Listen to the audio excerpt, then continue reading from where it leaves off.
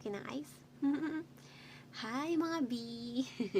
Kakatapos lang ng work. It's 1:30 a.m. na.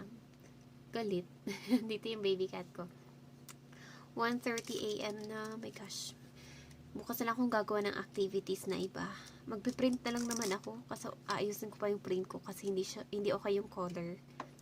Kailangan maayos yung color. So, matagal kasi. Minsan nakakatamad mag-print.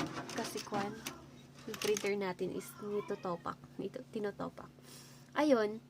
So, 1:30 na. Inaantok na ako. Bukas na yung may nag-away pa. Bukas na nga yung activities. So, tatambay na muna ako.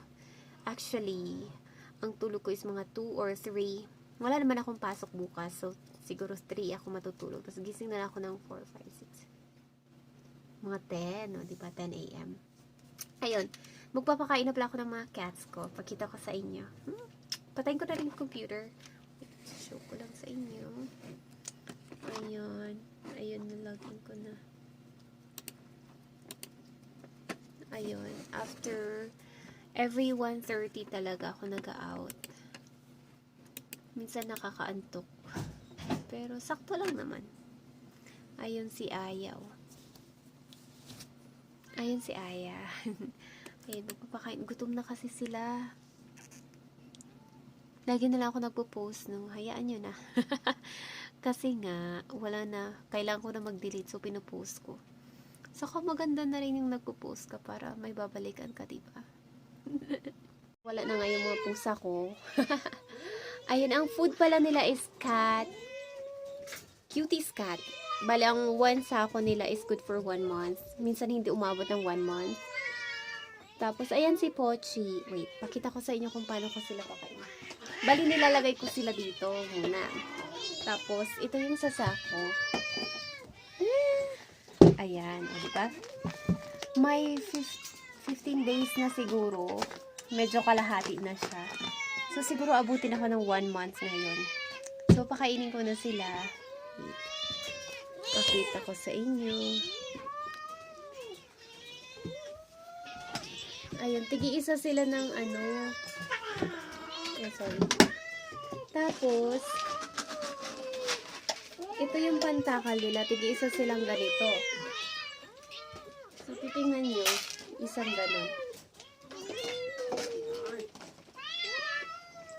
Sisigawan na.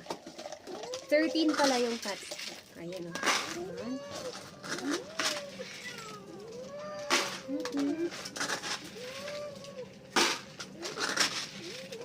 Tapos maglilinis pa ako ng litter nila.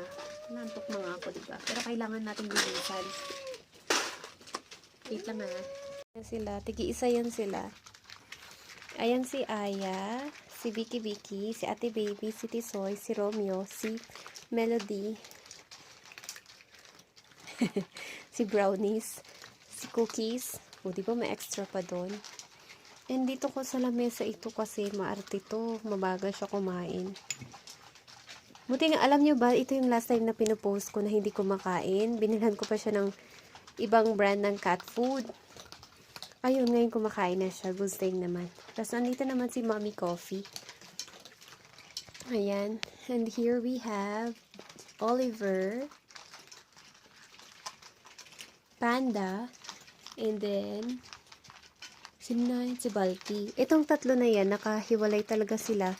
Kasi hinahabol nila yung special cat ko na si Aya. Si Aya kasi, nagkasakit yan ng bata, inadopt ko yan. Kaya hindi siya masyadong nakakalakad. Binubuli nila. Alam niyo yung tipong sinasaktan, kinakagat, ganun. Kaya lalo pag wala ako. Pero minsan nilalabas ko yan. Kapag may bantay, kapag nakabantay naman ako. Ayun sila. Tapos itong cage, hindi pa ako nakapaglinis. Don't mind the cage. Saka aayusin ko pa yan. Naka-cage sila pag aalis ako. Kasi para hindi sila usually kasi ginugulo nila yung wifi, kinakagat. Syempre kailangan natin ng hanap buhay. So, saka sila, baka kagatin yung kuryente. Baka mas magandang naka-cage muna sila para secure sila. Saka pag umuwi din ako agad para sila mapalaya, mabuksan. Ang nakalaya lang Si Aya, syempre. Saka si Ate Baby, kasi mabait yan. Saka siyempre si Pochi. Mga nakalaya kapag aalis ako. Pero pagdating ko talagang nakabukas na yung cage, hindi ko sila kinukulong ng matagal. Ayun lang guys. Eat wells.